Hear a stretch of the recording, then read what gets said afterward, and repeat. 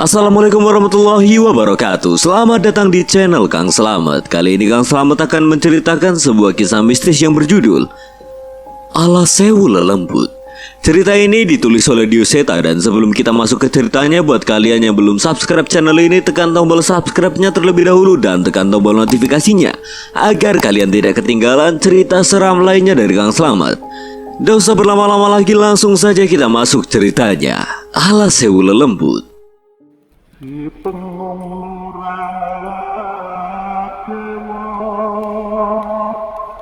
dan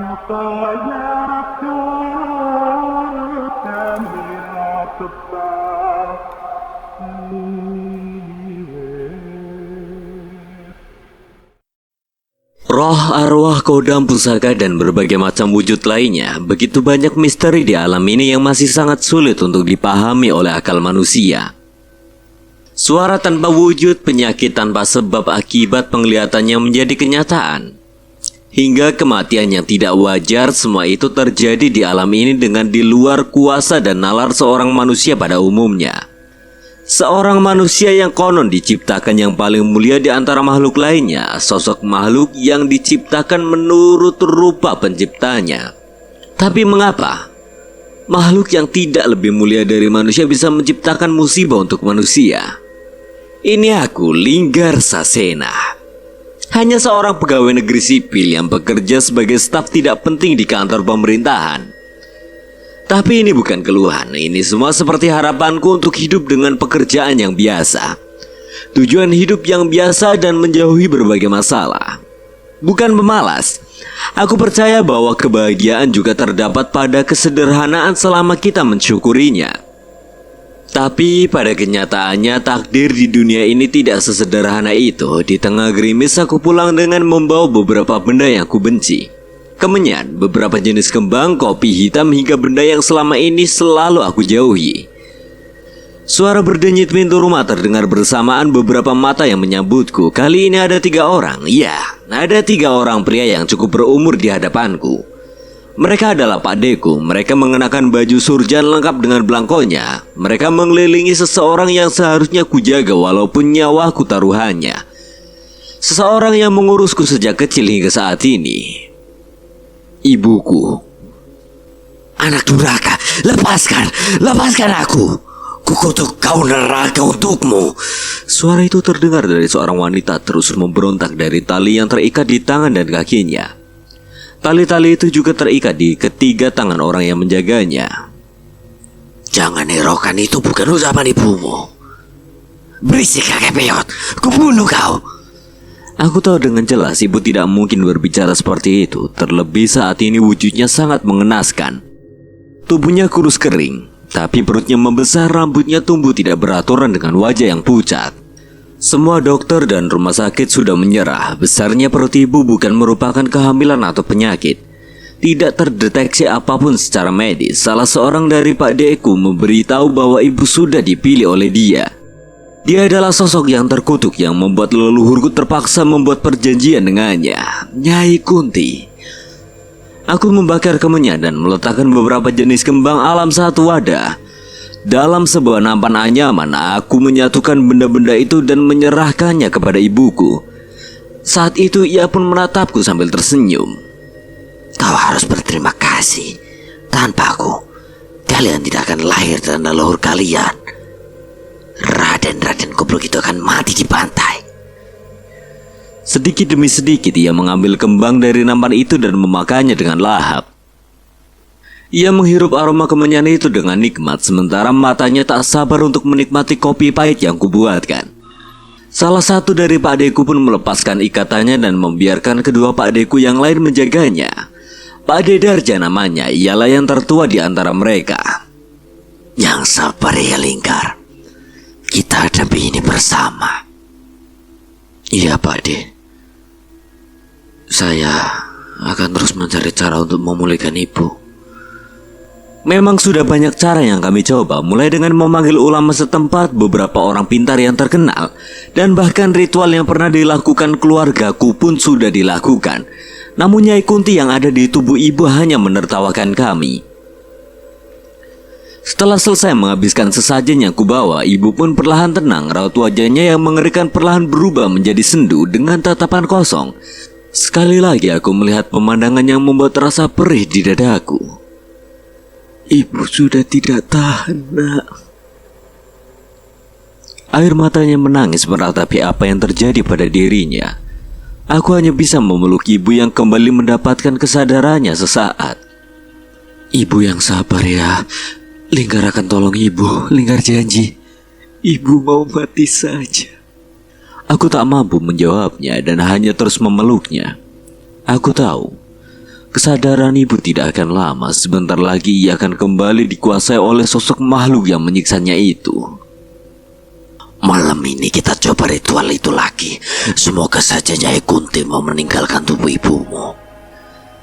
Aku mengangguk mengiyakan. Sudah beberapa kali kami melakukan ritual pada ibu. Semua itu berdasarkan catatan-catatan dari leluhur kami yang pernah menolong keluarganya dari sosok ini. Dulu hal itu pernah menolong mereka dari leluhurku, tapi entah mengapa belum berpengaruh terhadap ibu. Malam pun datang. Gerimis masih menemaniku di teras rumah bersama secangkir kopi. Di dalam sudah terdengar suara tembang yang dinyanyikan Pak Darja.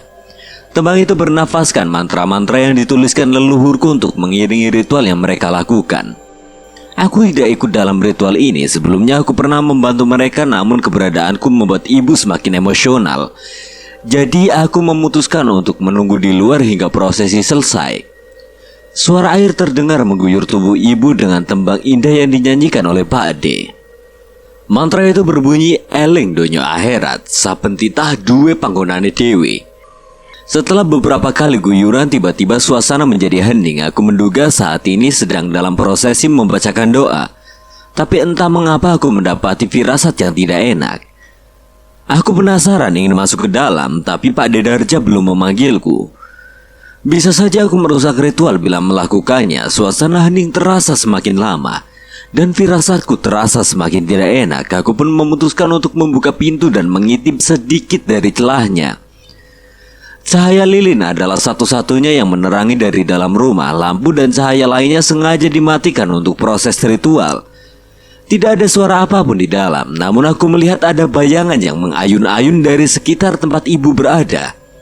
Seketika saat itu juga rasa takut menghampiriku. Aku pun membuka seluruh pintu dan mendapati ketiga Pak Deku tengah tergantung di langit-langit rumah dengan tambang yang disangkutkan di kayu atap tanpa plafon di rumah kami. Tambang itu adalah tambang yang mereka gunakan untuk mengikat ibu. Ujung dari ketiga tali yang menggantung Pak De tergenggam di tangan ibu. Sementara itu, ibu menyeringai senang melihat leher ketiga kakaknya tergantung di sana. Nyai, Nyai hentikan! Aku bergegas, aku berlari ke arah ibu. Saat itu ia melepaskan tali di genggamannya hingga tubuh ketiga Pak Deku terjatuh di tanah. Tapi mereka bertiga tidak terkapar sendiri. Ibu pun ikut kehilangan kesadaran dan terjatuh. Aku mengecek keadaan mereka. Denyut nadi Pak Ade masih terasa, namun kesadarannya mulai memudar. Sementara mata ibu melotot dengan mulut menganga, tubuhnya kaku dan terkadang kejang tak menentu. Ini tidak seperti biasanya. Aku ingin menanyakan hal ini pada Pak Ade-Padeku, tapi keadaan mereka tidak lebih baik daripada ibu. Di tengah kebingunganku, aku merasakan ada sesuatu di atas. Aku menoleh dan di sana sudah ada sosok makhluk menyeramkan melayang-layang di atasku. Sosoknya berwujud perempuan kurus kering dengan kulit hitam legam. Rambutnya melayang-layang bersamaan tubuhnya tepat di atasku. Itu Nyai Kunti. Aku bebas. Tubuhku gemetar melihat sosok itu, tapi rasa khawatirku akan keadaan ibu memaksaku menghadapi makhluk itu. Kau apakan ibu? Apa yang kau lakukan? Mendengar ucapanku, sosok Nyai Kunti menoleh dengan tajam ke arahku. Ia menatapku dengan wajah yang mengerikan dan terbang menembus ke dalam tubuhku. Rasa sakit seperti tertusuk ribuan jarum kurasakan hingga aku kehilangan kesadaran. Dalam sekejap rasa sakitku hilang, namun aku tersadar di sebuah hutan yang kelam. Aku seolah mengenal hutan ini, tempat yang pernah membawa kenangan buruk untukku pada saat KKN dulu. Alas wetan. Dari dalam hutan terlihat begitu banyak sosok melayang-layang menatapku dari dalam kabut hutan.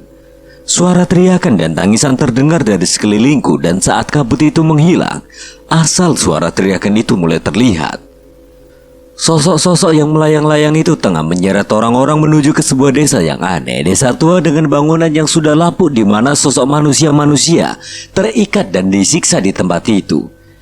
Ada sosok mengerikan di sana, sosok makhluk yang besarnya hampir setengah desa itu sendiri. Aku menduga bahwa orang-orang yang disiksa itu adalah tumbal untuk makhluk besar itu. Ada ibu di sana yang berada di desa itu bersama ketiga pakdeku yang masih mengikat tangannya pada ibu. Mungkin itulah alasan mereka tidak diseret oleh setan-setan di sana. Aku hendak berlari mendekat untuk menolong ibu, namun tiba-tiba angin besar meniupkan kabut tebal dan menghalangiku. Ada seseorang yang menghadangku saat itu. Tolong ibumu, tapi tidak saat ini. Aku mengenali suara itu dan aku memastikan ketika sosok itu sudah muncul dari balik kabut. Bapak, apa maksudnya ini? Bapak di mana? Ada satu desa yang akan mati. Desa kelahiran ibumu. Lantas apa yang harus saya lakukan, Pak? Apa yang harus saya lakukan? Pergi, kembalilah ke tempat ini. Tapi jangan sendiri. Carilah mereka yang mungkin bisa menghadapi makhluk itu. Saat itu Bapak menyentuh wajahku dengan tangannya dan seketika aku seperti tertarik akan sesuatu dengan cepat. Seketika aku terbangun dengan nafas yang hampir habis, aku memperhatikan ruangan ini yang ternyata aku masih berada di rumah. Tapi ibu dan ketiga pakdeku, mereka masih terbaring dengan mata melotot dan mulut menganga. Tubuhnya kaku seolah sukmanya tidak menyatu lagi dengan tubuhnya.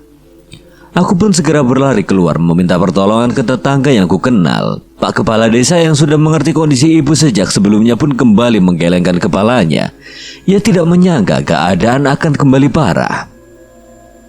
Mas Linggar, sebenarnya apa yang terjadi dengan mereka? Mengapa keadaannya bisa seperti ini? Mungkin ini kutukan di keluarga saya, Pak. Saya sama sekali tidak menyangka akan ada kejadian ini. Jelas kami juga tidak menyangka.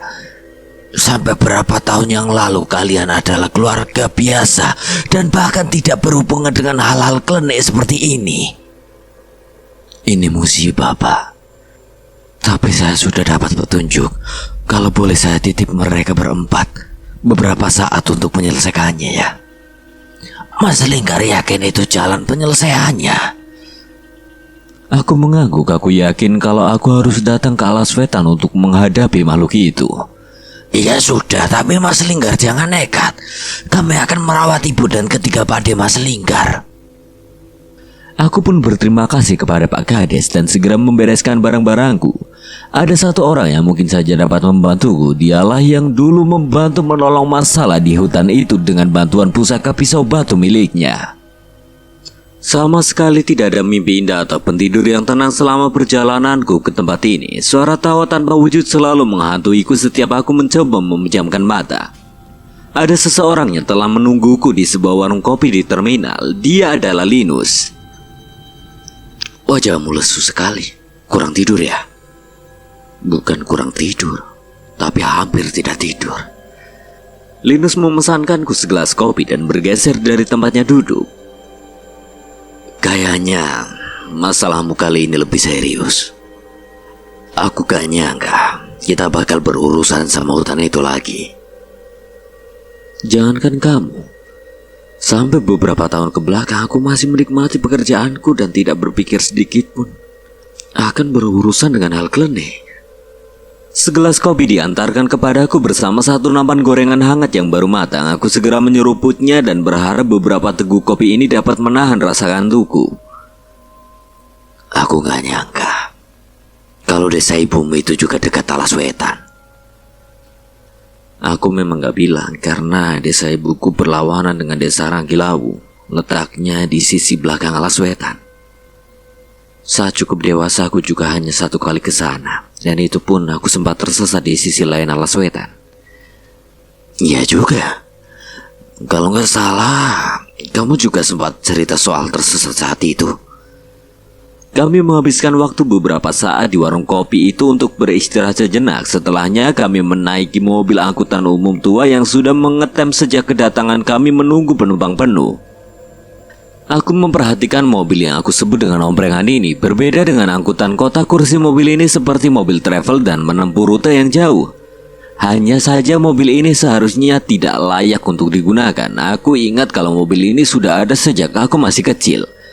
Walau keadaannya mengenaskan, mobil ini masih dengan tangguh melewati daerah-daerah jalur yang terapi dengan hutan-hutan dan menuju desa-desa yang tidak dilalui trayek kendaraan umum resmi. Masih kuat aja pak mobilnya? Tanyaku yang memilih duduk di depan bersama Linus. Ini lebih baik dibanding harus bersanding dengan warga yang membawa barang-barang tidak biasa seperti ikan segar, sayur-sayuran hingga ayam jago. Oh jelas mas, walau bentuknya kayak kaleng kerupuk tapi mesinnya selalu saya eman-eman. Nggak pernah mogok?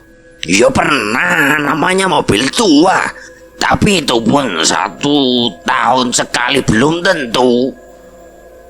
Gak nyangka ya, mobil yang umumnya hampir kayak kita ini masih bisa menembus jalur pinggir hutan begini.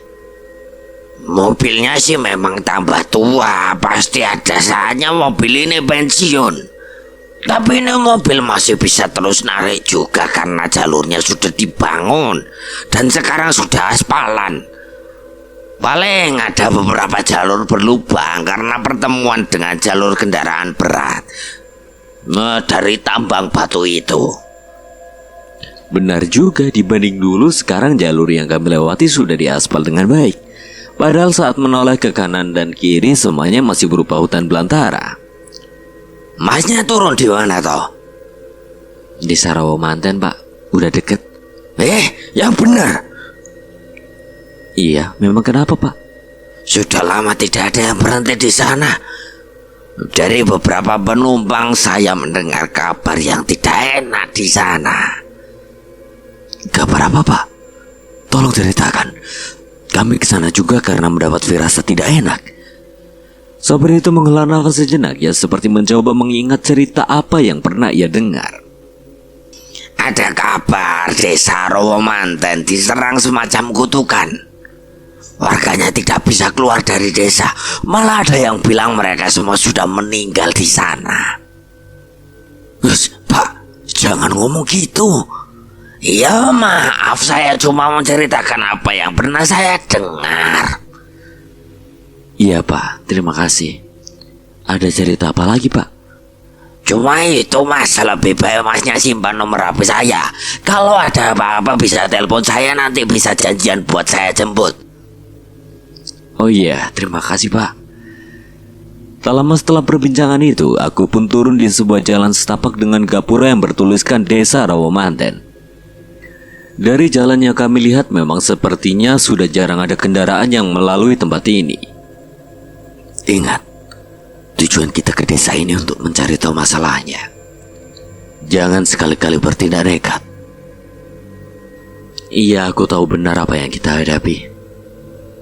Kami berjalan cukup jauh menerobos tepi hutan. Letak desaku tidak terlalu dalam. Bila dengan sepeda motor hanya membutuhkan waktu tidak sampai 10 menit untuk sampai. Namun bila berjalan kaki mungkin bisa 2 kali lipatnya. Saat ini hari menjelang maghrib, langit sudah memerah memastikan kami akan bermalam di desa ibu nanti. Sebenarnya aku sedikit cemas. Namun aku masih berharap bahwa apa yang diceritakan oleh sopir angkutan itu hanya isu belaka. Hanya sedikit lagi kami sampai di desa. Tiba-tiba langkah kami terhenti. Dari dekat pos desa terlihat seorang kakek sedang menatap kami dari kejauhan. Aku sama sekali tidak mengenal kakek itu. Atau mungkin aku yang tidak ingat. Ia menatap kami dengan tubuh bungkuknya serta rambut dan janggutnya yang berantakan. Loh, desa itu ditutup.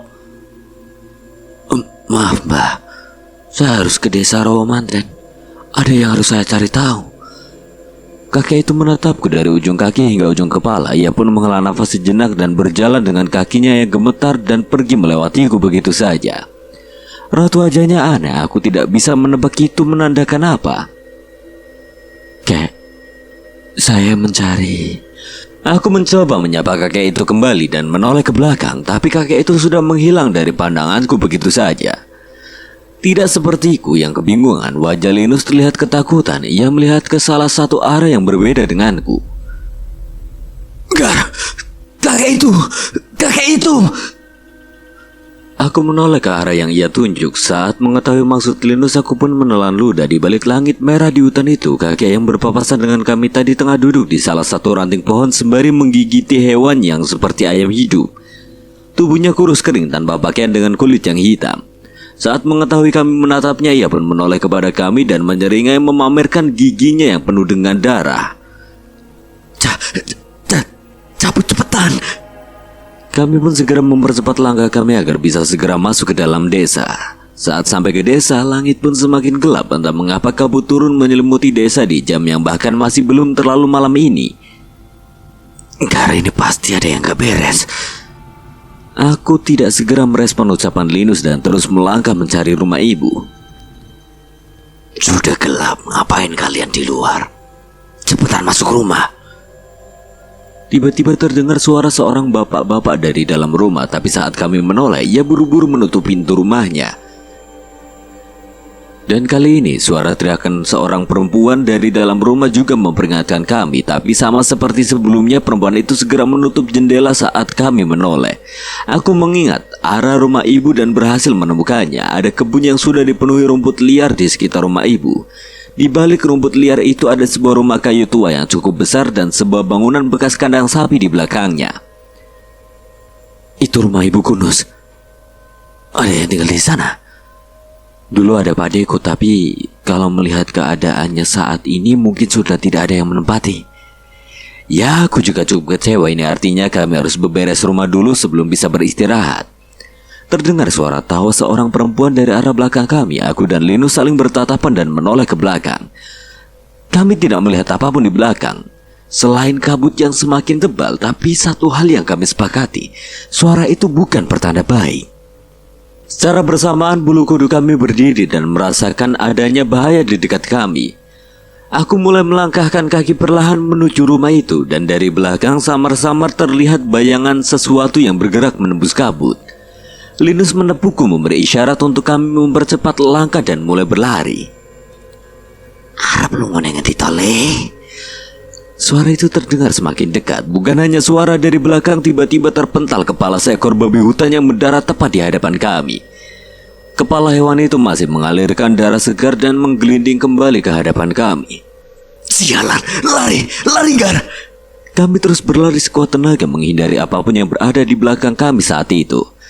Apapun itu pasti adalah sesuatu yang sangat berbahaya.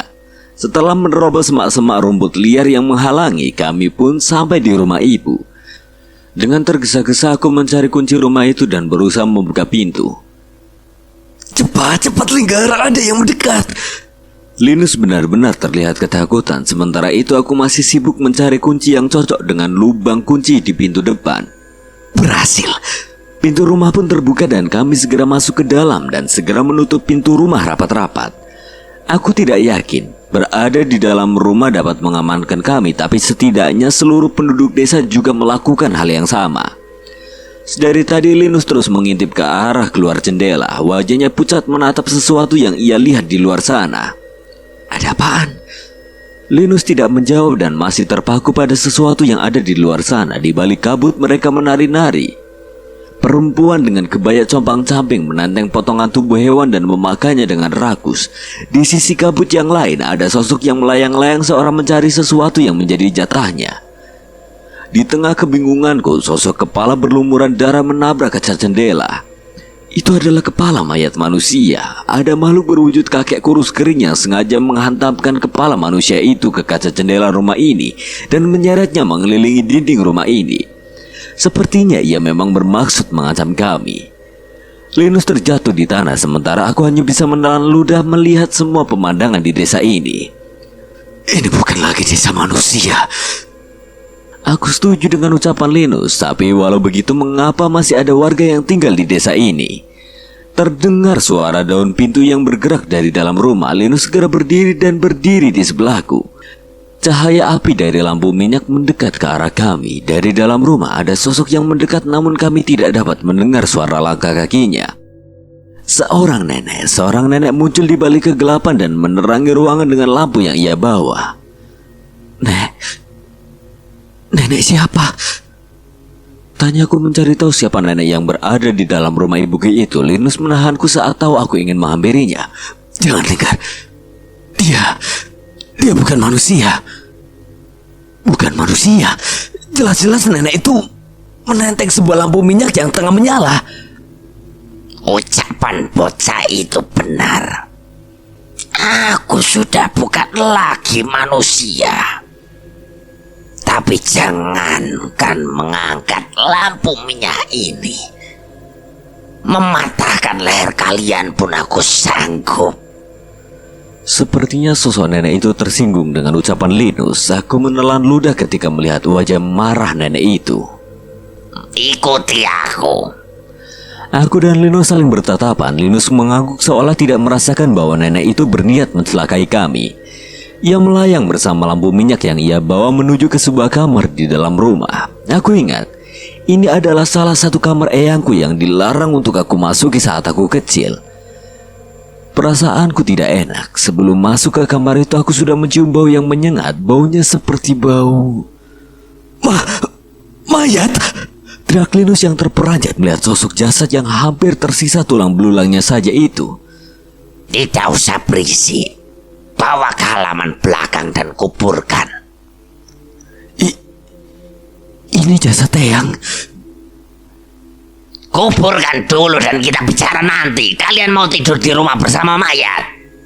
Kami pun tidak punya pilihan. Benar ucapan nenek itu. Aku tidak pernah menyangka akan menemukan jasad manusia di rumah ini dan harus menguburkannya. Nenek itu berjalan ke halaman belakang dan berjaga beberapa meter dari kami. Dengan lampu yang ia bawa, beberapa kali ia saling bertatapan dengan sosok yang bergentayangan di desa itu. Cepat, kalian mau berurusan dengan mereka?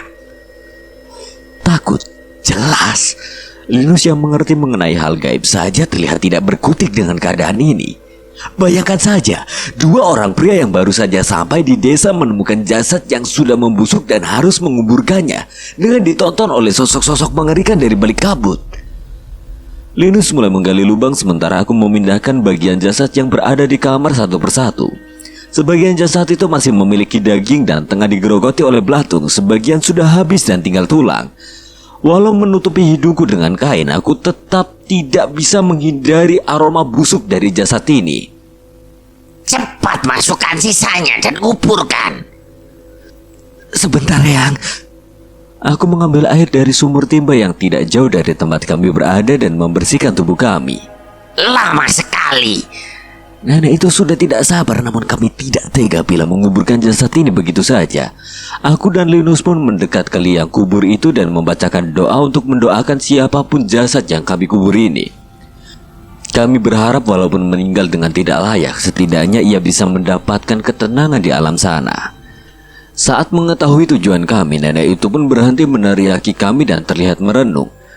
Tapi rasa takut justru mulai menghantui kami. Ada sosok yang mendekat. Weneke wong loro kuwi, biar kami menikmati setiap tetes darahnya. Tiba-tiba makhluk kurus setinggi rumah muncul dari balik kabut dan mengincar keberadaanku dengan Linus. Wani ngemek menungso kuwi. Kalian berurusan denganku. Setan itu terlihat kesal. Ia pun mendekat ke arah roh nenek pembawa lentera itu dan mengancamnya. Namun nenek itu tidak gentar dan setan itu pun pergi. Aku merasa nenek ini bukanlah roh biasa. Aku menelan ludah melihat kejadian itu. Aku tidak menyangka apa jadinya bila tidak ada nenek itu di dekat kami. Kenapa bengong? Cepat selesaikan. Tanpa membantah, kami pun menutup liang kubur itu dan menancapkan sebuah nisan yang kami buat dari kayu seadanya. Setelahnya kami membersihkan tubuh seadanya dan masuk ke dalam rumah lagi. Linus memastikan pintu sudah tertutup dengan rapat. Nek, sebenarnya nenek ini siapa? Kali ini nenek itu tidak menjawab. Ia hanya berjalan menuju kamar di mana jasad itu berada tadi dan berdiam di sana. Aku dan Linus saling bertatapan menebak maksud sosok roh nenek itu. Namun semua itu berakhir dengan kami mengangkat kedua pundak kami. Tak tahu apa yang nenek itu inginkan. Kami memutuskan untuk mengganti baju dan membersihkan salah satu kamar yang akan kami gunakan untuk beristirahat nanti. Ini adalah kamar ibuku dulu, kamar yang selalu aku gunakan untuk istirahat setiap ke tempat ini. Tapi semenjak ibu pindah bersama bapak, sepertinya kamar ini sudah digunakan oleh orang lain. Linus mengeluarkan dari tasnya sebungkus singkong goreng yang ia beli dari terminal tadi. Setidaknya ini cukup untuk mengisi perut kami sampai besok pagi.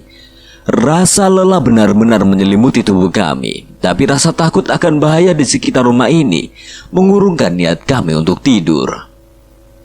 Merasa tidak ingin pulang dengan tangan kosong, kami memutuskan untuk membunuh rasa takut kami dan menghampiri roh nenek yang masih setia dengan lampu minyak yang menyala di kamar eyangku dulu. Eyang, kula nuwun. Aku dan Linus mendekat ke kamar dan berhati-hati memasuki kamar itu. Kula nuwun, Eyang. Kowe linggar putuku toh? Iya, Eyang.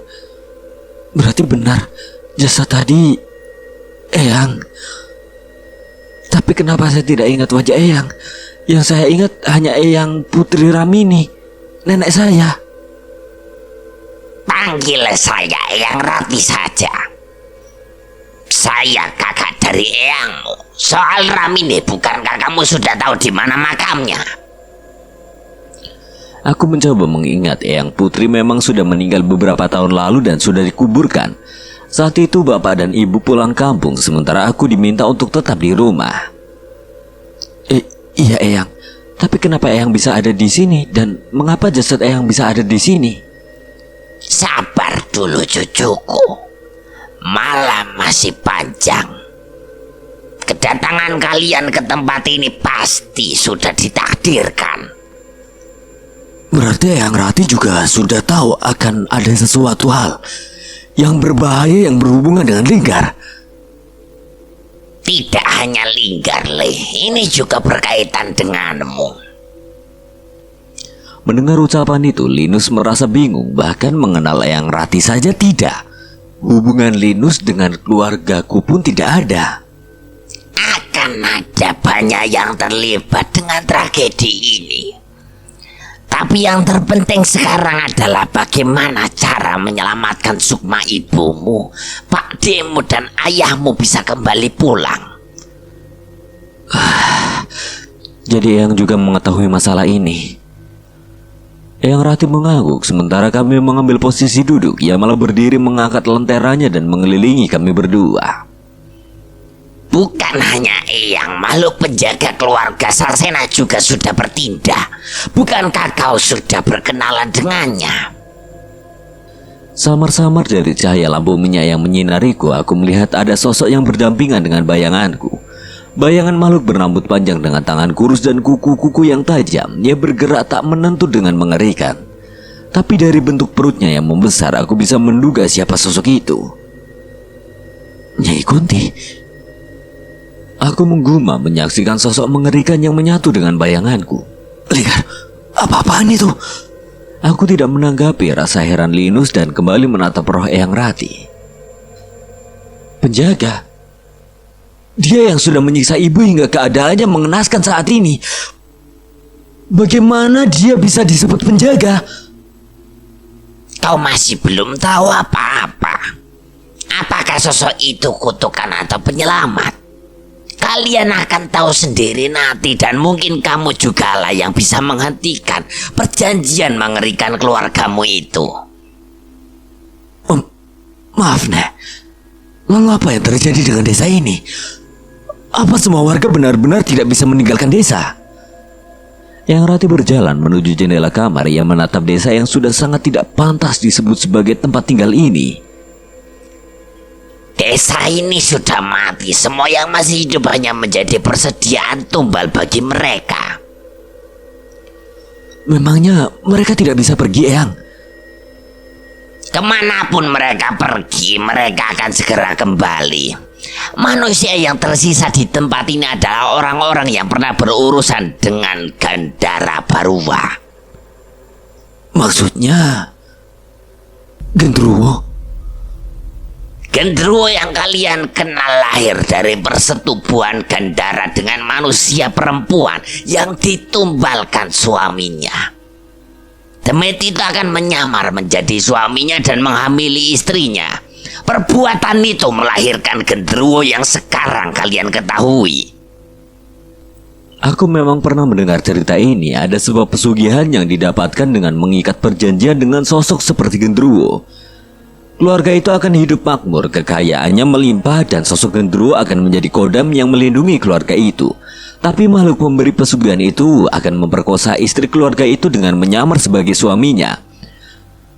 Hal aneh akan sering terjadi. Biasanya sebelum 7 bulan bayi akan menghilang dari kandungan atau bayi lahir dengan kondisi mengerikan.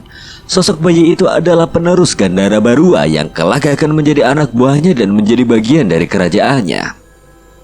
Tega-teganya ada pria yang melakukan hal seperti itu. Yang leluhur kita lakukan dengan Nyai Kunti tidak jauh berbeda. Jangan memandang kesalahan orang lain sementara dosa kita tidak lebih sedikit dari mereka. Apa tidak ada cara untuk menyelamatkan mereka, Eyang? Eyang Rati kembali menggeleng. Bersamaan dengan jawaban Eyang Rati, tiba-tiba terdengar suara teriakan dari luar. Aku dan Linus menyaksikan dari jendela ada seorang perempuan yang ditarik keluar oleh setan berlengan panjang. Beberapa orang di dalam rumah mencoba menahannya, tapi terlihat sia-sia. Linus merasa cemas. Ia masih berharap ada cara untuk menolong orang itu. Ia pun berlari ke arah pintu dan dengan ragu mencoba membukanya. Jangan bodoh, begitu keluar dari rumah ini sudah tidak ada yang melindungi kalian. Tapi aku tahu betul Linus adalah orang yang tidak bisa diam melihat kejadian seperti itu di depan matanya. Aku pun merasakan hal yang serupa. Tapi aku juga sadar betul aku tidak bisa melakukan apapun terhadap makhluk itu. Linggar, bukannya manusia adalah makhluk yang paling mulia? Tidak seharusnya kan kita takluk pada setan-setan itu? Kalaupun harus mati, aku mati karena percaya akan hal itu. Aku ingin segera menyusulnya, tapi aku tersadar dengan apa yang diucapkan Eyang Rati. Tapi raut wajah Eyang Rati malah berubah dan sedikit tersenyum. Keberanian itulah yang membuat takdir besar akan jatuh pada dirinya. Mendengar ucapan itu, aku pun tidak ragu untuk berlari mengejar Linus. Seorang ibu berteriak yang masih berusaha merebut anaknya dari cengkraman setan besar bertangan panjang itu. Kami menahan tubuh perempuan itu dan membantu menariknya. Kita sudah nekat, terus apa rencanamu? Pusaka itu juga sudah tidak ada padamu. Hitung semua yang kita punya. Maksudnya, pertama doa. Jangan lupa kita punya Tuhan yang harus selalu kita andalkan. Seketika mataku terbuka. Gagalnya berbagai usaha yang kulakukan untuk kesembuhan ibu sempat membuatku melupakan apa yang harusnya paling kuandalkan. Saat itu yang kami lakukan adalah terus menahan tubuh perempuan itu bersama keluarganya sembari membacakan doa-doa yang dipimpin oleh Linus. Bacaan doa kami membuat makhluk itu gelisah dan melepaskan wanita itu. Tapi masalah sebenarnya baru saja terjadi. Keberadaan kami justru membuat marah sosok-sosok yang menguasai desa ini. Cepat masuk, jangan keluar, dan terus baca doa, jangan sampai terputus. Tapi mas-masnya gimana? Tidak tahu, selamatkan diri kalian dulu, kami akan cari cara. Aku kagum akan keberanian Linus, walau aku masih ragu apakah itu keberanian atau kebodohan. Persis seperti yang diucapkan Linus, kami pun terus membaca doa tanpa terputus. Di satu sisi Linus yang juga berguru tengah membaca sebuah amalan yang sepertinya dapat membantu kami selamat dari situasi ini. Aku sudah mencoba mempagari tempat ini, Linggar. Semoga saja ini berhasil. Aku mengangguk dan menelan ludah. Sehebat apa pagar yang dibuat Linus yang bisa menghadang puluhan makhluk yang melayang-layang mengincar kami dan setan-setan yang marah dengan perlawanan dari kami. Koi wes suara sayang nyawa. Tiba-tiba suara Linus berubah menjadi suara perempuan. Tak lama kemudian suara Linus terdengar mengeram seperti dirasuki sosok binatang buas. Linus, kamu kenapa? Kowe kabeh kudu mati. Kali ini suara Linus terdengar berat. Ia terjatuh tengkurap seolah tidak mampu menahan tubuhnya. Tak berhenti sampai di situ. Berbagai makhluk merasuki tubuh Linus dan menyerangnya habis-habisan. Aku memeganginya dan membaca doa yang panjang di telinganya. Aku berharap setiap doa yang kubacakan bisa memanggil kesadarannya. Linus berteriak kesakitan. Ia berguling-guling di tanah berusaha mendapatkan kesadarannya. Sudah cukup, cukup! Aku berteriak berusaha menghentikan setan-setan itu merasuki tubuh Linus. Sayangnya bukan berhenti, mereka malah berkumpul dan menerjang ke arahku. Aku tidak bisa menjelaskan wujud mereka semua. Wajah mereka tidak berbentuk dan berbau menjijikan. Tapi tidak seperti Linus, saat menerjangku aku terpental sangat jauh hingga menabrak dinding rumah. Rasa sakit menyelimuti tubuhku, tapi tidak ada satupun dari mereka yang merasukiku. Sebaliknya mereka mundur saat menatapku. Hal itu bersamaan dengan sadarnya Linus. Linggar, mata kamu memerah. Memerah seperti darah. Merah? Bagaimana mataku bisa memerah? Tapi benar, semua yang kulihat berubah menjadi merah. Tidak hanya itu, aku merasakan ada sosok yang membuatku tidak henti-hentinya merinding. Ia ada di belakangku. Aku menoleh ke belakang dan melihat bayangan makhluk yang paling kubenci. Bayangan Nyai Kunti tengah berada di belakangku, seolah menantang semua makhluk yang ada di tempat ini. Sayangnya tubuhku tidak sekuat itu. Sebelum Nyai Kunti bertindak, aku pun terjatuh. Tubuhku begitu lemah seolah tidak mampu mempertahankan kesadaranku. Tidak, kamu masih belum mampu menahan kekuatan makhluk itu. Tapi aku tidak ingin mengakuinya, tapi sepertinya hanya Nyai Kunti yang mampu menolong kami saat ini. Mengetahui kami yang sedang lengah, tiba-tiba sebuah lengan panjang mencengkeram tubuhku dan mencoba menarikku. Aku benar-benar tidak bisa melawan, namun Linus masih mencoba menahanku.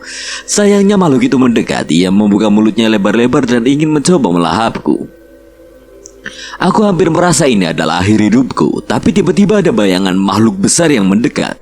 Suara dentuman terdengar tak jauh dari tempat setan itu berada. Suara langkah-langkah kecil terdengar mendekat ke arah kami. Salah satu yang mencolok dari mereka berdiri di depan kami. Ia menantang setan bertangan panjang itu seorang diri. Kliwon? Kamu Kliwon kan? Itu adalah kera kecil yang pernah menolongku saat tersesat di alas wetan dulu. Kliwon tidak menjawab, tapi aku melihat bayangannya membesar layaknya kera raksasa yang mengerikan. Melihat setan itu mundur, aku menoleh ke seluruh wilayah desa, menemukan kera-kera lain sedang berada di atap-atap rumah seolah menguasai desa itu. Dia bukannya dia monyet yang selalu bersama Cahyo. Aku mengangguk. Bila Kliwon sampai kembali ke alas wetan dan mengumpulkan pasukannya, pasti ada sesuatu yang sangat genting. Keberadaan pasukan Kliwon membuat seluruh setan-setan itu mundur. Beruntung tanpa kurasa tiba-tiba matahari fajar mulai muncul. Seluruh makhluk itu pun menghilang bersama kesadaranku yang kabur dan menjadi gelap. Aku terbangun dan menyadari ada kain hangat yang tengah menempel di dahiku. Sepertinya aku melewati tidur yang cukup panjang. Sudah ada segelas minuman di dekat tempat tidurku dan terdengar suara Linus sedang berbincang di luar. Aku mengecek suhu tubuhku yang sudah kembali normal dan mengumpulkan kesadaranku setelah menghabiskan teh hangat yang disiapkan untukku. Aku pun keluar menyusul Linus. Loh, Linggar, jangan maksain kalau masih belum enak. Ya, udah gak apa-apa. Yang Rati mana? Mendengar pertanyaanku, beberapa warga yang berbincang dengan Linus menatap ke arahku. Sepertinya Linus belum menceritakan tentang hal itu kepada mereka. Akhirnya kami pun menceritakan tentang kejadian semalam kepada warga desa dan menunjukkan di mana kami mengubur jasad Eyang Rati. Aku melihat perbedaan yang mencolok dari desa ini. Hampir seluruh sudut desa dipenuhi monyet-monyet yang keluar dari alas wetan. Eyang Rati sudah pergi entah kemana. Tapi sebelum dia pergi, dia meninggalkan pesan. Pesan? Gandara Barua tidak sendiri. Ia bangkit bersama makhluk-makhluk yang tidak kalah mengerikan. Semua sedang mencari tumbal untuk menyatakan kekuasaannya. Gila, melawan anak buahnya saja kemarin kita tidak sanggup. Kini ada lebih dari itu. Kita harus bertemu dengan beberapa orang. Menurut Eyang Rati ada beberapa roh yang akan berperan untuk menyelesaikan masalah ini. Aku mengerenyitkan dahi. Aku hanya ingin menyelamatkan keluargaku, tapi mengapa sekarang kami terlibat masalah yang lebih besar? Tapi biar begitu, sepertinya kami juga tidak punya pilihan lagi. Roh perjanjian terkutuk. Aku menduga itu adalah Nyai Kunti yang ada di dalam dirimu saat ini. penjaga alas wetan. Sisanya aku tidak punya petunjuk. Yang Rati mengatakan roh seorang ulama dan pengikutnya, roh penunggu sendang, penjaga bukit batu, dan roh pusaka terlarang. Aku mencoba menebak itu semua, namun hampir tidak ada petunjuk yang kudapatkan. Tapi dengan kemunculan Kliwon, aku mengetahui siapa yang harus ketemui berikutnya. Kita harus ketemu Cahyo dan Pale. Ya, sepertinya pasukan Kliwon akan menjaga desa ini. Kami menghampiri warga desa yang mendekat tadi mengobrol dengan Linus. Walaupun desa sudah dikuasai oleh pasukan Kliwon, aku menyarankan kepada mereka untuk pergi mengungsi. Aku pun memberikan nomor telepon kepala desa Ranggilau, tempatku dulu melaksanakan KKN. Seharusnya mereka mau menampung warga desa ini bila menceritakan kejadiannya. Sementara langit masih terang, aku pun memaksa Linus untuk membereskan barangnya dan meninggalkan desa. Linus yang merasa trauma dengan kejadian semalam pun sepakat untuk segera pergi dari desa. Tanpa kami minta, Kliwon tiba-tiba naik ke pundakku seolah ingin menunjukkan di mana saat ini sahabatnya Cahyo berada. Dan yang pasti, dengan keberadaannya di dekat kami merasa jauh lebih aman dari sebelumnya. Di desa Dirga, suara riuh pedagang pasar terdengar menemani lamunan Danan. Mobil jaga terparkir di salah satu sudut kios dengan semua barang yang telah diturunkan. Masnya teh bengong aja, nanti kesambat loh. Tegur seorang ibu yang baru saja melintasi Danan. Tidak seperti biasanya, Danan benar-benar memikirkan sesuatu dengan keras. Kejadian pertarungan dengan Kiluang meninggalkan misteri yang membuatnya cemas. Kamu masih memikirkan ucapannya Sendang Rangu?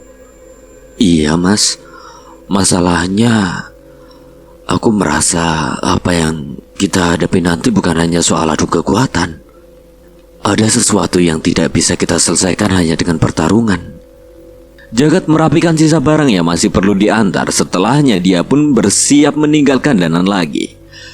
Kalau kamu cemas, berarti kamu masih ragu dengan kebesaran Tuhan, Nan. Percaya saja, jika sudah waktunya, kita pasti akan dipertemukan dengan jalannya. Danan kembali melamun, tapi saat ini lamunannya terganggu dengan keberadaan kucing yang berjalan dengan pincang di dekat pasar. Kucing itu seolah memperhatikan seorang kakek yang berjalan dengan membawa tongkat. Ia tengah berjalan untuk menjajakan kerajinan bambu miliknya di pasar. Tapi ada yang aneh. Kakek itu berjalan dengan kaki yang diseret. Sekilas hanya terlihat seperti seorang kakek yang kesulitan berjalan. Tapi dari mataku aku melihat ada hal yang berbeda. Ada sosok makhluk berwujud tuyul berwarna hitam bergelantungan di betisnya. Sepertinya makhluk itu sudah cukup lama mengikutinya. Aku melihat ada luka gaib yang terjadi akibat makhluk itu terus menggerogoti betis kakek itu. Kek, kunaon aa yang beli? Iya kek, mau beli gasing bambu. Setelah beberapa kali mampir ke desa Dirga, Danan mulai mengerti bahasa Sunda walau masih belum bisa membalasnya dengan baik. Danan pun memberikan beberapa lembar uang sebagai ganti gasing bambu yang ia beli. Kakek sering main ke hutan bambu ya? Iya, kan jualannya kerajinan bambu. Danan membuka obrolan sembari mencari kesempatan untuk memeriksa kaki kakek itu. Saat Danan menebak keadaan kakinya, ia pun mengizinkan Danan untuk memeriksanya. Sebuah doa panjang dibacakan oleh Danan sembari beberapa kali mengelus betis kakek itu. Beberapa kali kakek itu meringis merasakan kepanasan, namun itu tidak lama. Setelah Danan selesai dengan pengobatannya, tiba-tiba kakek itu bisa berdiri dengan lebih nyaman. Gimana kek? Udah enakan? Iya, kok bisa? Tadi saya tadi apakan Danan tidak ingin menceritakan tentang sosok yang menggerogoti kakinya. Ia hanya menyarankan agar kakek itu sering beristighfar agar kakinya bisa pulih sepenuhnya. Yang penting kalau kakek main ke hutan bambu lagi, jangan terlalu masuk ke dalam. Setelahnya mandi yang bersih dan jangan lupa ibadahnya. Kakek itu berterima kasih dengan bantuan dari Danan. Ia pun segera pergi dan melanjutkan dagangannya lagi. Saat berbalik arah, Danan melihat sosok seekor kucing yang berjalan dengan pincang menghampiri dirinya. Danan pun berjongkok menyambutnya. Kucing itu mendekat dan menciumi tangan Danan, tapi itu tidak lama. Setelah itu kucing hitam itu hanya kembali berjalan dengan kakinya yang pincang. Entah mengapa Danan melihat raut wajah sedih di mata kucing itu. Kucing itu teh suka denganmu, Nan. Sayangnya sepertinya ia sudah punya majikan. Apa? Ngagetin aja? Bukan apa yang ngagetin kamu aja yang kebanyakan melamun.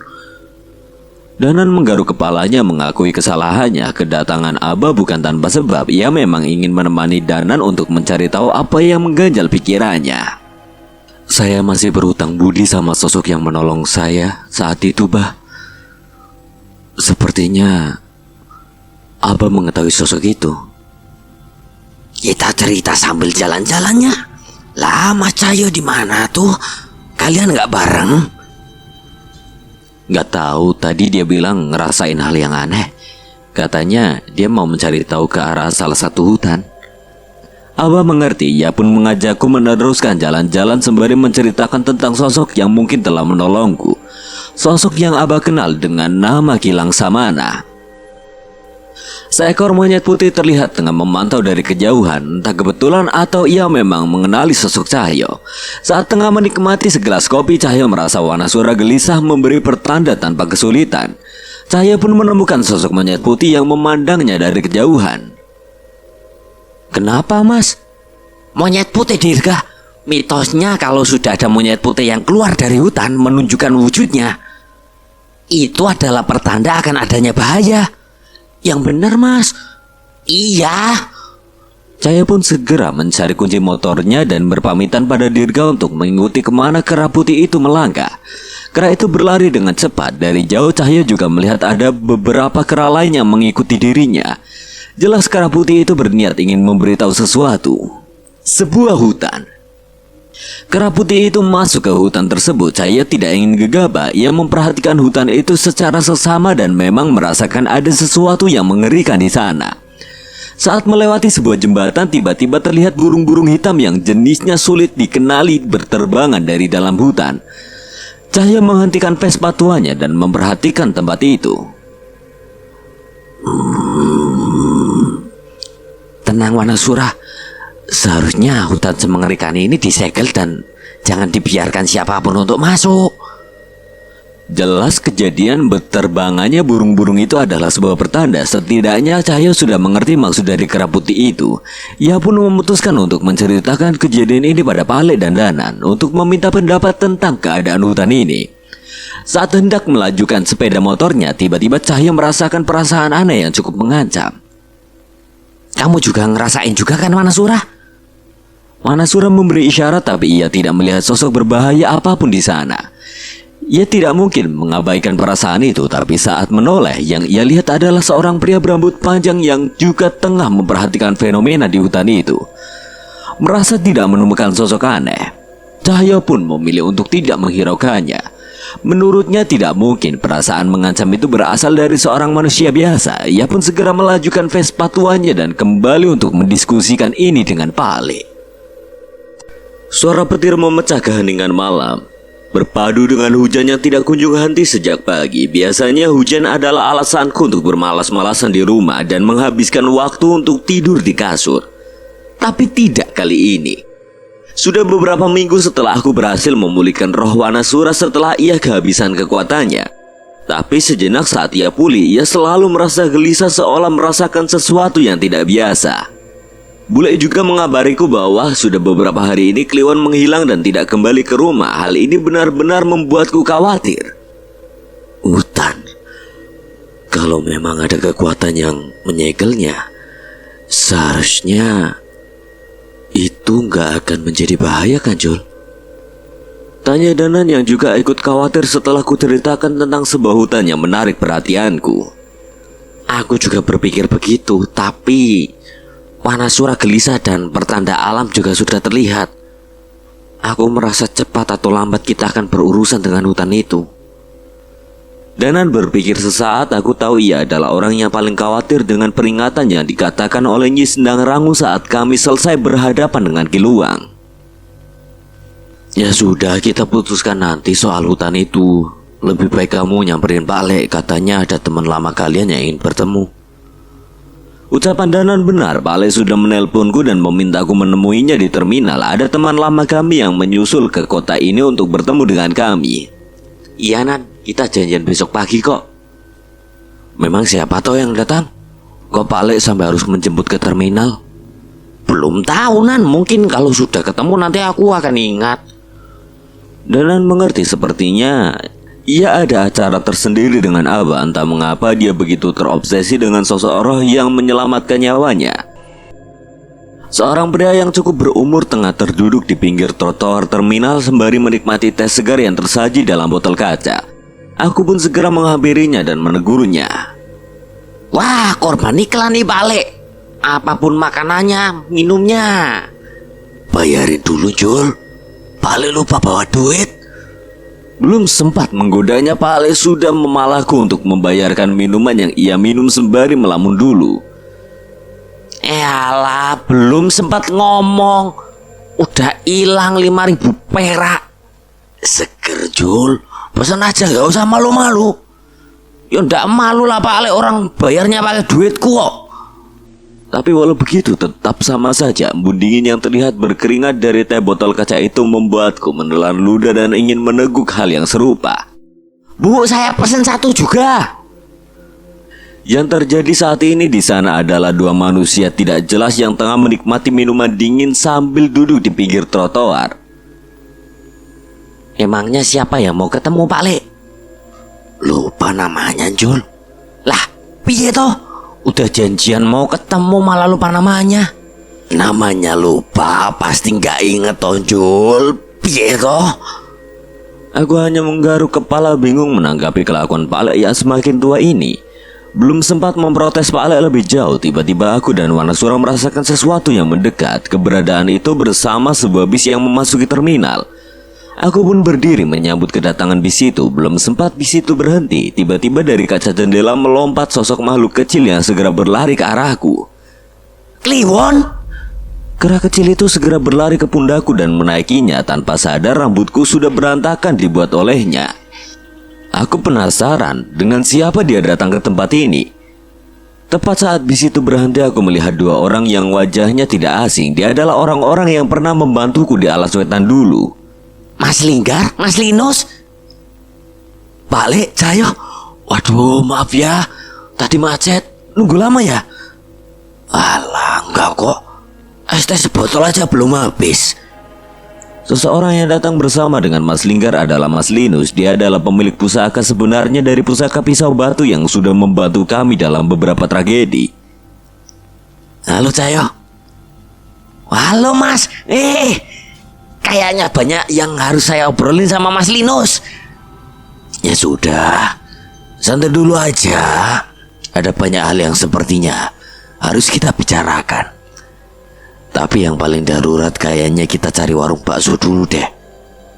Benar, sehari ke belakang kami cuma makan singkong goreng sama tahu sumedang jajan di bis.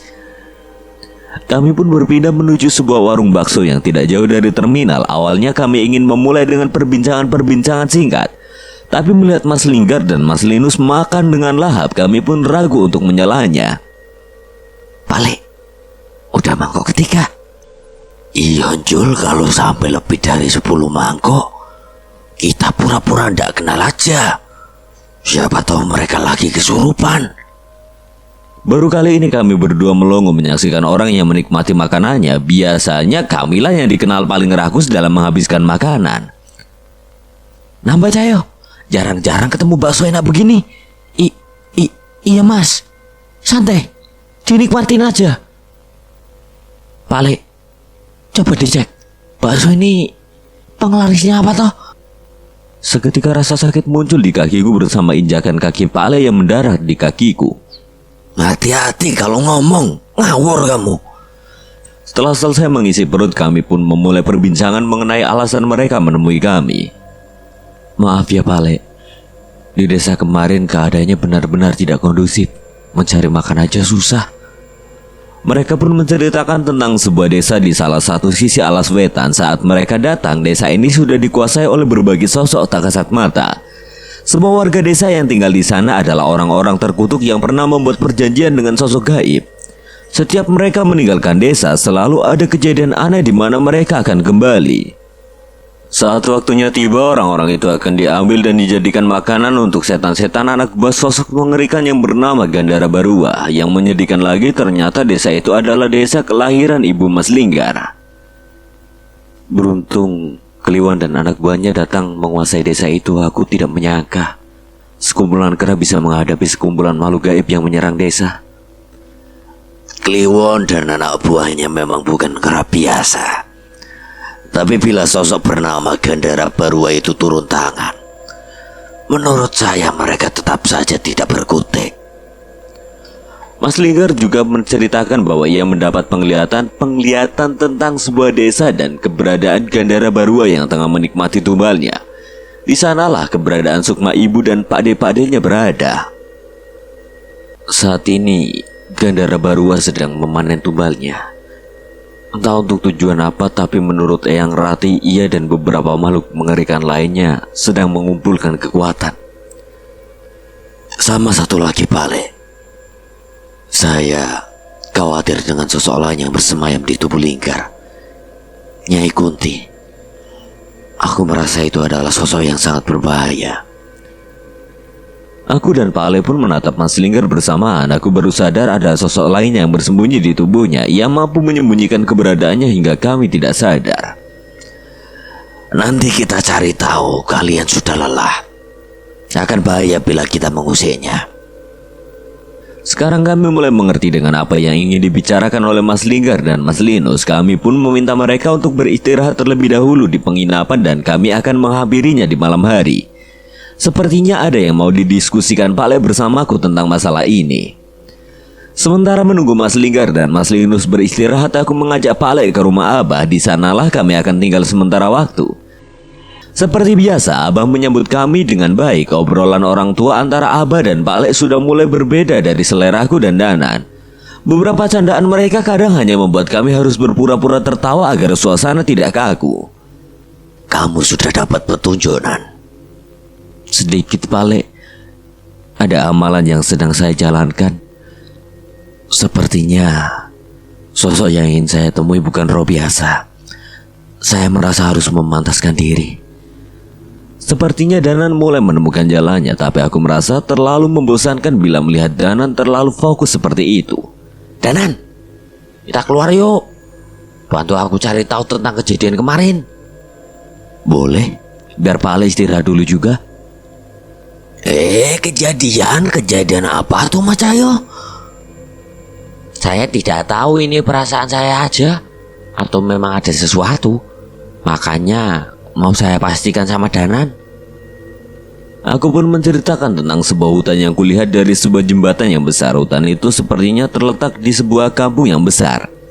Saat itu aku melihat sosok burung-burung berwarna hitam berterbangan dari dalam hutan. Anehnya, aku bahkan tidak mengenali jenis burung tersebut. Abah membaca istighfar saat mendengar ceritaku. Melihat hal itu, aku pun mengambil kesimpulan bahwa ini bukan pertanda baik. Abah pernah dengar ada hutan keramat di kampung itu. Kalau tidak salah namanya Kampung Wetan Tilas Jajah. Mas Cahyo benar-benar melihat burung itu berterbangan? Iya, Bah, jelas sekali. Hanya orang-orang tertentu yang bisa melihat pertanda itu. Burung-burung itu tidak bisa dilihat orang biasa tuh. Mendengar cerita Abah, aku jadi semakin cepat-cepat ingin menceritakan tentang hutan itu. Ceritakan, Bah. Ceritakan tentang hutan itu. Saya akan temui kenalan saya terlebih dahulu. Ia lebih mengerti mengenai hutan itu. Kalau kalian ingin mencari tahu, kalian bisa datang ke Kampung Wetan Tilas Jajah. Semua warga kampung sana tahu betapa keramatnya hutan itu. Gimana, Nan? Kita ke sana? Ayo, mumpung masih siang. Silakan cari informasi, tapi jangan coba-coba memasuki hutan itu tanpa persiapan. Jauhi hutan itu sebisa mungkin. Kami mengangguk menyetujui dan berpamitan meninggalkan rumah Abah. Aku dan Danan memutuskan untuk mendatangi kampung yang dimaksud oleh Abah. Kami melewati sungai yang besar dan jembatan yang menghubungkannya. Aku menunjukkan pada Danan di mana aku melihat kejadian yang kumaksud, tapi kali ini hutan yang kutunjuk itu tidak lagi menunjukkan keanehannya. Memang ada sesuatu di sana, Jul. Orang seperti kita pasti bisa merasakannya. Iya, tapi kita harus mencari tahu lebih dulu. Aku kembali mengegasi Mbak Vespa tua kebanggaanku menuju kampung yang bernama Kampung Wetan Tilas Jajah. Tempat hutan itu berada, sebuah kampung yang cukup besar namun tidak terlalu padat. Nah, ketemu. Ketemu apa, Jol? Ada petunjuk? Ketemu warung Lanan. Masa ketemu demi terus? Makan dulu. Dari pagi belum ketemu nasi. Yalah, Pancul. Ustaz anggap serius. Dari pagi perutku baru terisi bakso tanpa tersentuh nasi. Jadi sudah sewajarnya aku melengkapinya dengan masakan dari warung ini. Punten teh. Mangga darji dia. Nan, belum pesan udah ditawarin mangga. Jangan bercanda terus, udah jelas kamu tawartinya. Ye, namanya juga usaha. Kami pun masuk ke dalam dan mengintip lauk yang tersedia di etalase kaca di warung itu. Ya teh, makan di sini. Saya pepes ikan ya teh, nggak pakai mangga. Danan pun mengambil serbet milik Teteh itu dan melemparkannya ke wajahku. Teteh penjaga warung itu hanya tertawa melihat tingkah kami. Maafin ya Teh, teman saya lagi kumat. Jadwal kontrolnya udah kelewatan soalnya. Aku pun segera mengambil piring yang telah terisi nasi dan pepes ikan dan membawanya di meja. Teh, saya teh pesan es teh buatan Teteh yang dibikinnya teh pakai teh celup dan gulanya teh sedikit ya Teh. Hati-hati teh, teman saya yang itu jadwal kontrolnya malah udah kelewat sebulan. Jangan ditanggepin. Aku dan Nana cukup puas melihat Teteh penjaga warung itu menahan tawa melihat kelakuan kami. Sepertinya warga desa sini juga ramah-ramah. Beruntung bercandaan kami tidak mengganggu pelanggan warung yang sebenarnya cukup banyak. Hampir setengah kapasitas warung ini penuh oleh warga yang menyisihkan waktunya untuk istirahat makan. Enak Nan. Iya Jul, gak semanis masakan di Klaten, tapi masakan Sunda masih masuk lah ke lidah kita, apalagi pepes-pepesan. Dalam sekejap makanan di piring kami sudah menghilang dan bergeser berganti menjadi segelas es teh manis penutup menu makanan kami. Teh, kalau hutan yang di sebelah sana itu hutan apa sih Teh? Waduh, saya sih taunya itu hutan desa. Tapi memang katanya ada salah satu sisi hutan yang dianggap keramat. Itu hutan apa teh? Kenapa bisa dianggap keramat? Kalau itu Teh, saya kurang tahu. Biasanya orang-orang yang sudah lama di desa ini yang tahu tentang cerita hutan itu. Kami mengangguk-angguk mendengar penjelasannya, walau sebenarnya kami cukup kecewa karena tidak langsung mendapat informasi. Lawang Sasar. Itu nama hutan keramat yang kalian tanyakan. Tiba-tiba seorang pria bergabung dalam percakapan kami. Pria itu duduk bersama temannya sembari menikmati segelas kopi hitam. Lawang Sasar.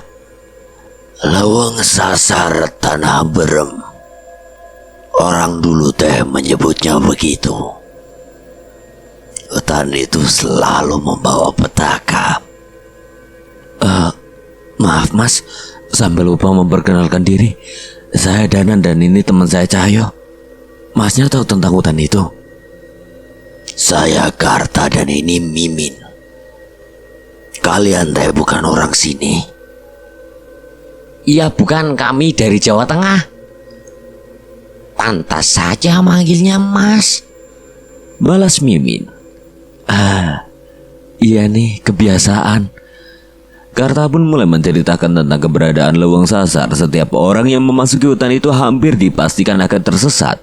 Konon mereka tersesat bukan karena tidak mampu menentukan arah, tapi ada campur tangan gaib di sana. Hanya orang-orang tertentu yang memiliki kemampuan yang bisa lolos dari hutan itu. Bahkan tanaman hijau saja bisa menjadi tanah merah dalam sekejap di sana. Seseram itu. Lebih dari itu, hutan itu juga sarangnya ilmu hitam dan pesugihan. Bahkan sebagian orang juga menyebutnya Lawang Seribu Lelembut atau hutan Seribu Lelembut.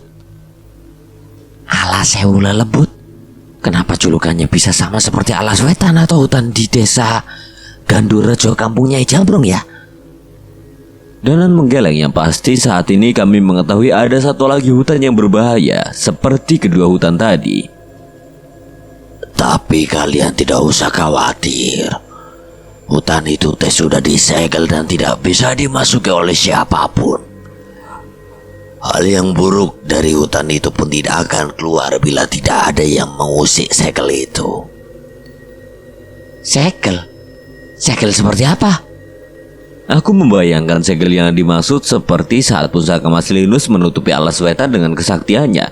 Saat itu jangankan berminat untuk masuk, siapapun bahkan tidak menyadari keberadaan alas wetan. Ada ilmu seseorang yang menyegelnya. Kami juga kurang mengerti, tapi selama ini Teh Kampung Wetan tilas jajah aman-aman saja, hidup berdampingan dengan Leweng Sasar. Aku cukup lega mendengar pernyataan itu. Saya sempat merasakan sesuatu dari hutan itu. Apa dengan tersegelnya hutan itu saya tidak perlu khawatir? Abaikan saja, jauhi hutan itu. Bila kalian salah berbuat malah mungkin akan membahayakan desa ini. Mendengar penjelasan itu kami pun cukup lega. Setidaknya kami bisa mengesampingkan permasalahan di hutan ini terlebih dahulu dan membantu Mas Linggar. Setelah cukup banyak berbincang, kami pun kembali ke desa Dirga. Sebentar lagi maghrib, aku dan Pak Alek sudah berjanji untuk menemui Mas Linggar dan Mas Linus saat matahari tenggelam. Langit mulai memerah. Beberapa menit lagi kami sudah tiba di desa Dirga dan ingin segera mengejar kewajiban kami untuk beribadah. Tapi sebelum sempat ke desa, kami melihat pemandangan yang cukup mengganjal. Ada anak kecil terdiam di tengah jalan sembari mengarah ke sebuah bukit. Saat kami mendekat, ia pun melangkah dengan tatapan kosong dengan perlahan menuju ke bukit itu. Jul, itu ada anak kecil, kenapa? Aku menoleh ke arah bukit kemana anak itu mengarah. Seketika aku terhenti saat menyadari ada sesuatu di sana. Nan, itu. Aku menunjuk ke arah hutan bukit. Mengerikan. Dari balik pepohonan aku melihat sebuah tangan besar seukuran pohon pisang dengan jari-jari yang panjang dan tajam.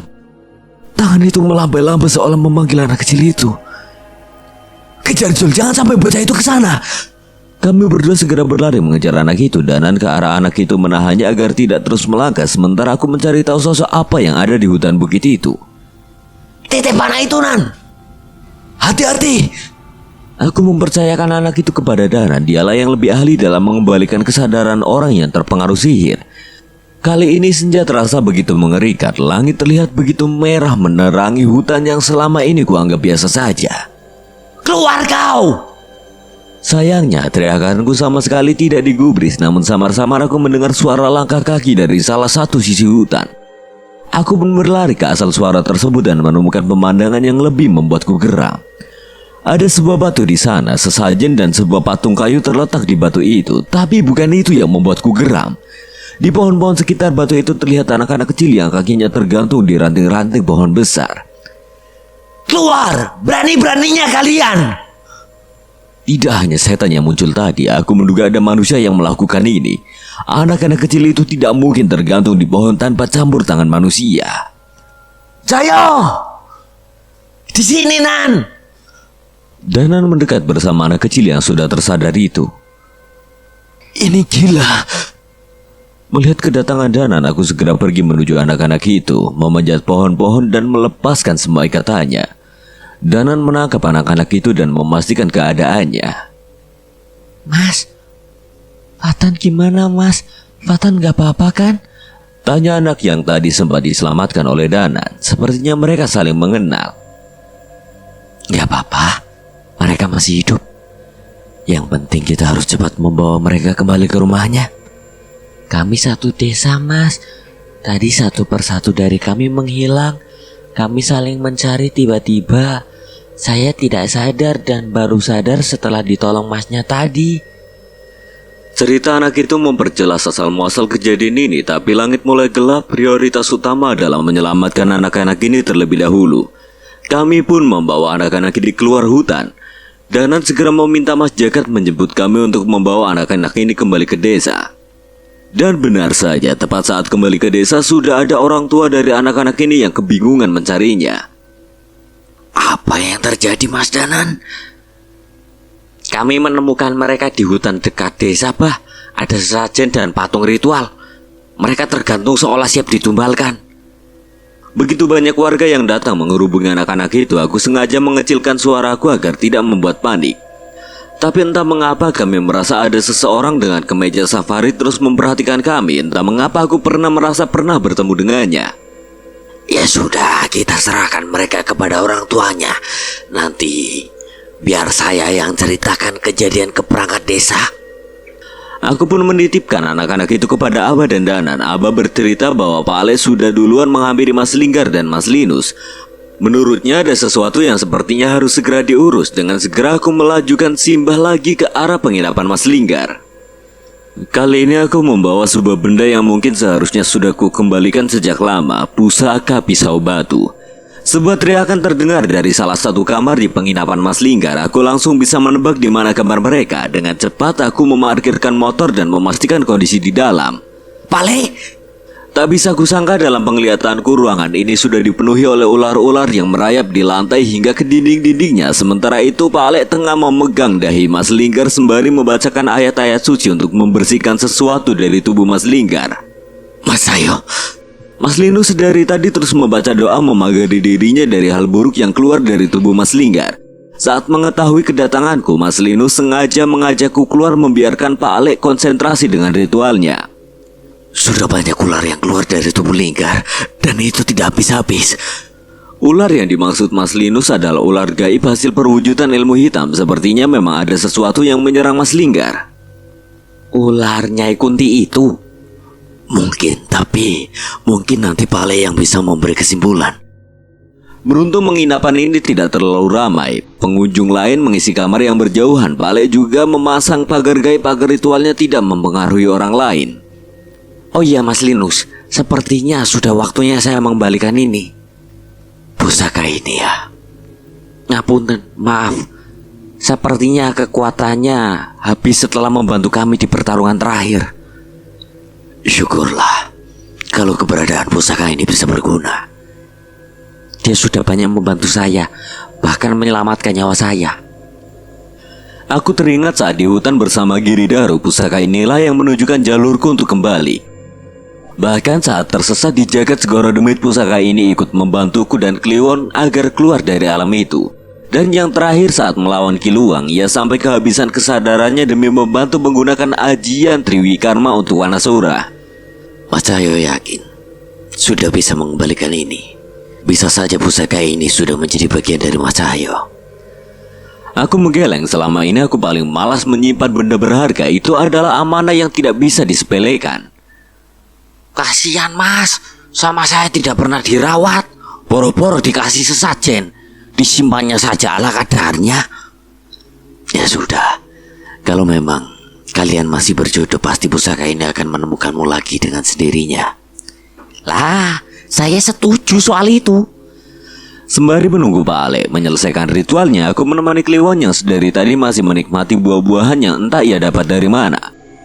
Aku tidak menyangka Kliwon sampai berkelana sejauh itu kembali ke alas wetan dan tahu lebih dulu mengenai masalah ini. Sepertinya selain denganku, Kliwon juga memiliki ikatan dengan Mas Linggar. Entah karena ia adalah orang pertama yang ia tolong atau karena ia merupakan keturunan dari desa yang berdampingan dengan alas wetan. Sedang asik-asiknya menikmati malam, tiba-tiba raut wajah Kliwon berubah menjadi menyeramkan. Ia menatap ke arah kamar Mas Linggar. Dia datang, jangan lengah. Suara Mas Linus tiba-tiba berubah. Itu adalah suara dari pusaka yang baru saja aku kembalikan padanya. Aku dan Kliwon segera berlari menuju kamar Mas Linggar dan bergegas membuka kamarnya. Saat itu ada kobaran api putih di tubuh Mas Linggar. Ia seperti mencoba menahan sesuatu dari tubuhnya dengan bantuan ilmu Pale. Jangan di sini, kita ke hutan belakang. Teriak Pak Ale memerintahkan aku dan Mas Linus. Kami pun membantu Linggar berjalan menuju hutan belakang. Jaraknya hanya beberapa ratus meter dari penginapan. Namun sebelum cukup dalam masuk ke dalam hutan, Linggar sudah tidak mampu lagi mempertahankan kesadarannya. Siapa sing arep gawe perkara? Itu adalah suara perempuan. Mas Linggar berbicara dengan suara perempuan. Suaranya seperti wanita tua yang lirih dengan penuh amarah. Tapi bukan itu yang kukhawatirkan. Mata Mas Linggar memerah seluruhnya hingga ke bagian putihnya. Aku tahu bahwa tubuhnya merasakan sakit dari kemunculan makhluk itu. Raono sing gawe perkara. Saya hanya mau tahu apa tujuan kamu memasuki Linggar. Saat itu tiba-tiba muncul bayangan hitam dari tubuh Linggar, bayangan yang besar dari makhluk berwujud wanita dengan rambut yang berterbangan berantakan. Itu urusanmu. Kalau tidak ada yang ingin kau katakan, lebih baik tinggalkan tubuh Linggar. Aku Nyai Kunti, tidak ada satupun orang yang bisa memerintahku. Saat itu seketika angin berembus dengan begitu kencang, bayangan tangannya Kunti melayang mencekik Pale dan mencoba menyerang kami. Pale sudah bersiap mengeluarkan kerisnya, tapi tiba-tiba Kliwon melompat ke hadapan Pale. Bayangan Kliwon membesar dan membuatnya Kunti gentar, tidak mau mengalah. Kini ia mengincar Linus, tangan dan kukunya yang tajam hendak mencengkram wajah Linus, tapi ia berhenti. Sosok itu menatap mata Linus baik-baik. Yang ada di hadapanmu saat ini bukan manusia sembarangan. Itu adalah suara dari kesadaran pusaka pisau batu yang merasuki tubuh Mas Linus. Kini bergantinya Kunti menoleh ke arahku. Aku sudah tahu apa yang harus aku lakukan. Ku kencangkan ikatan sarungku dan memanggil temanku. Wanasura. Seketika suara auman yang menggelegar memecahkan keheningan desa. Nyai Kunti yang sebelumnya sombong kini terdiam. Ia tidak menyangka dengan siapa ia berhadapan. Tapi ada satu hal yang tidak bisa kusangkal. Ia tidak takut. Rupanya kalian sudah tiba. Aku sama sekali tidak mengerti apa maksudnya, tapi aku yakin yang ia maksud kalian adalah pusaka Mas Linus dan Roh Wanasura dan Wanasudra. Kami tidak ingin mencari masalah. Kembalikan saja sukma keluarga Linggar dan tinggalkan tubuh Linggar. Kau tahu tidak akan semudah itu aku meninggalkan tubuh ini, kan? Ucapannya terdengar biasa, tapi entah mengapa aku merasakan tekanan yang besar saat ia mengatakan ucapan itu. Tapi aku beritahu sesuatu. Bukan aku yang mengambil sukma keluarga Sasena.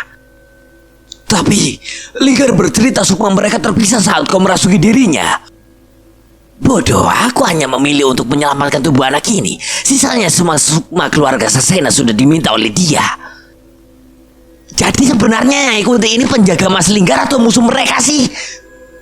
Tapi mendengar pertanyaanku, sosok bayangan roh perempuan mengerikan itu melesat menerjang tepat di hadapanku. Seorang perempuan digilir oleh 7 petapa keluarga Sasena. Dihamili hingga 7 kali dan janinnya ditumbalkan. Hanya anak ke-7 lah yang dibiarkan hidup di dalam perutnya. Perempuan itu dipasung dan hanya diperbolehkan makan dari bekas mulut ke-7 pertapa biadab itu. Sepanjang hidupnya, ia habiskan di dalam goa dengan terus mendengar mantra terkutuk sampai perempuan itu mati bersama janinnya terkubur hidup-hidup di dalam goa. Itu adalah ritual menciptakan kodam. Tapi caranya sangat keji. Sekarang menurutmu perempuan itu harus menjaga keluarga itu atau mengutuk keluarga itu? Aku tidak bisa berkata apa-apa. Sudah sewajarnya Nyai Kunti menuntut balas. Tapi tadi ia berkata bukan ia yang menculik sukma keluarga Sasena. Mereka ada di dekat tempat ini. Semua pencari ilmu sedang berlomba-lomba untuk memberikan pengorbanannya untuk dia.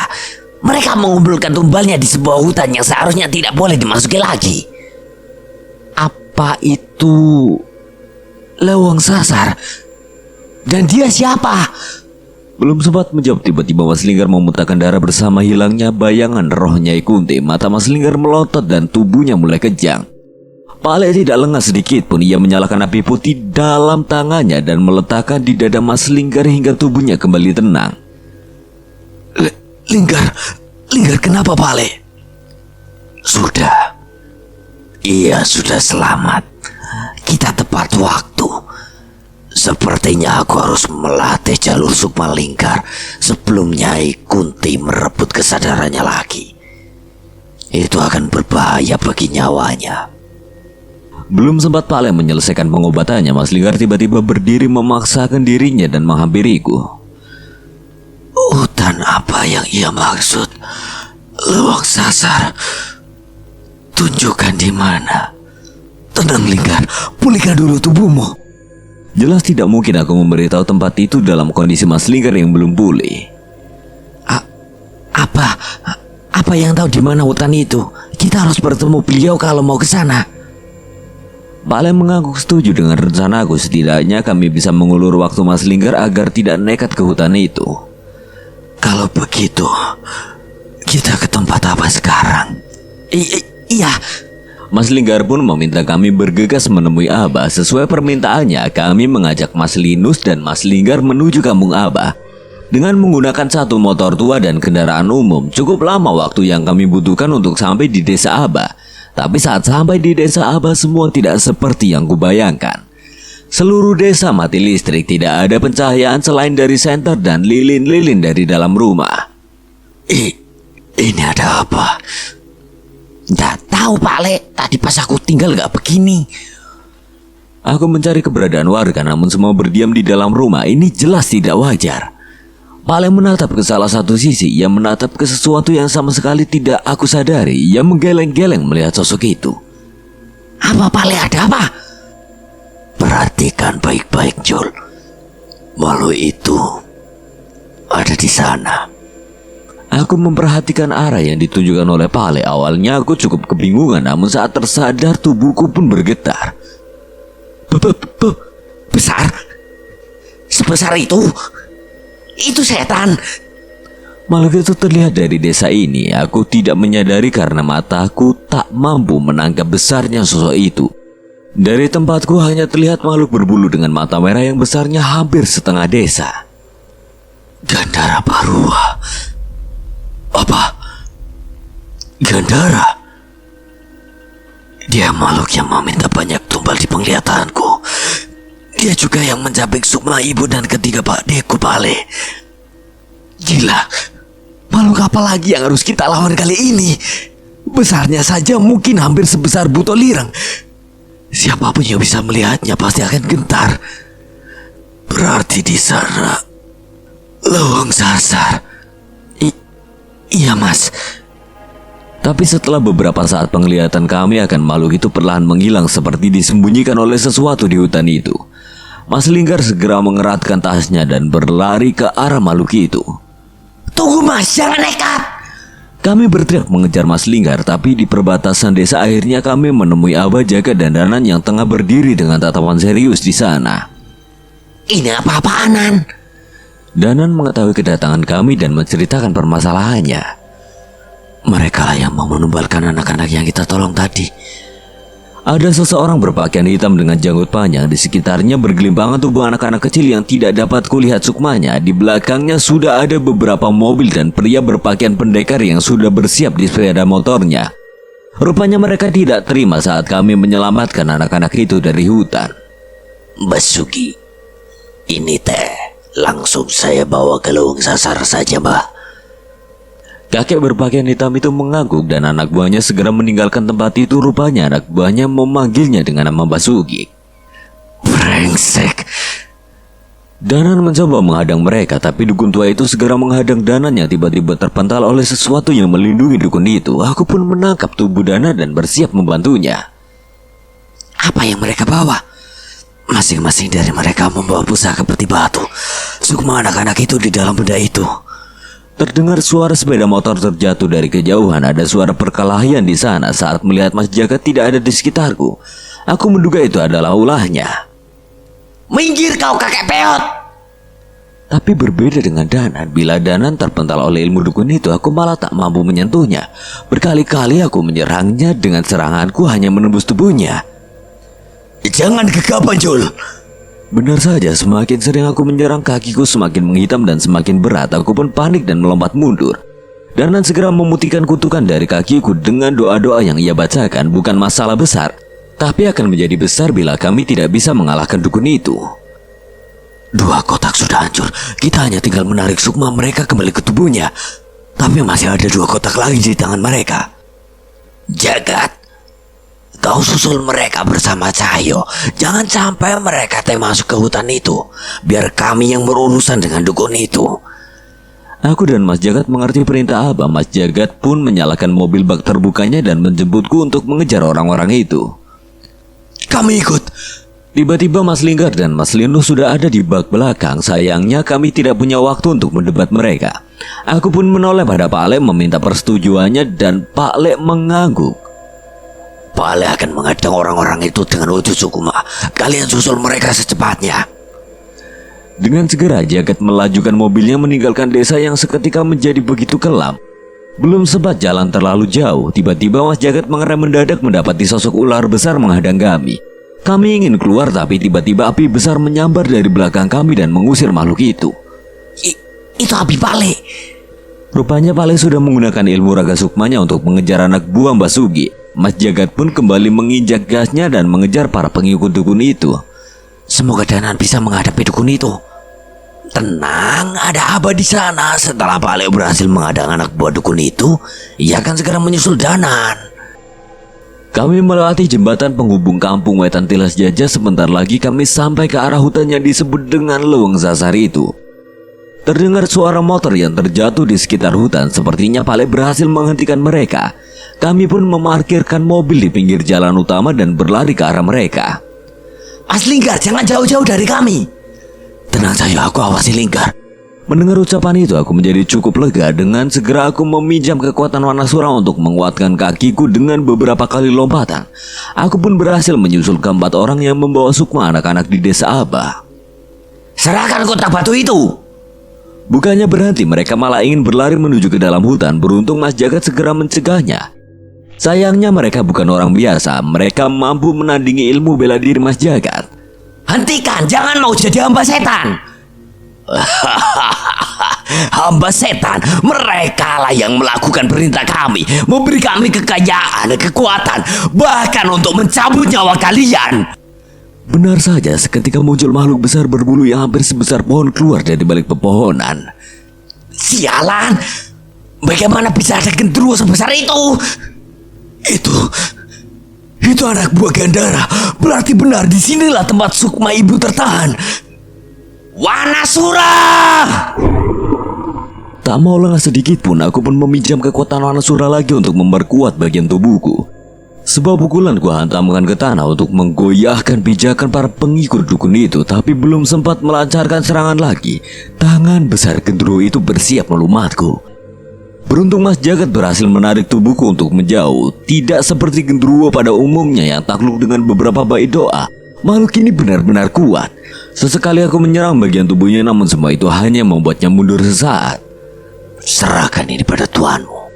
Anak buah dukun itu menitipkan kedua kotak batu itu pada makhluk raksasa yang melindunginya. Perlahan makhluk itu mencoba menghilang di balik gelapnya hutan.